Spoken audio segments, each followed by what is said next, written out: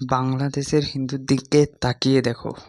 হুম যাদের বড় বড় শোরুম আছে, প্রচুর টাকা আছে, যারা সেলিব্রিটি, সেই হিন্দুদেরকেও কেটে দিচ্ছে।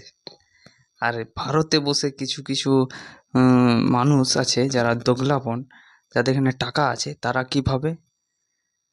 তারা ভাবছে যে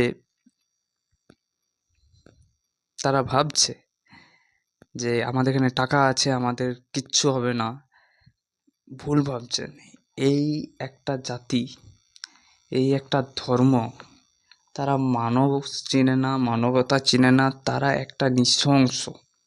তাদের মানে কি বলবো, তাদের ধর্মটাই একটা বেকার। একটা নিদর্শন কেউ আমাকে দেখাতে পারবে না যে ওই ধর্মের একটা ভালো, মানে যারা ওই ধর্মের মধ্যে পড়ে না